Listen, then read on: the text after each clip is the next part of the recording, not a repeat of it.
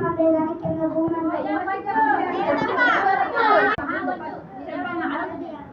మొదటి నీ దేవుడైన యెహోవాను నేను తప్ప వేరే దేవుడు నీకున్నాను. రెండో ఆజ్ఞ పైన ఆకాశం అంతే కానీ కింద భూమి కింద నేల దేని రూపమునైనా విగ్రహమునైనా వాటిని చేసుకోవద్దు, వాటిని పూజించుకోవద్దు.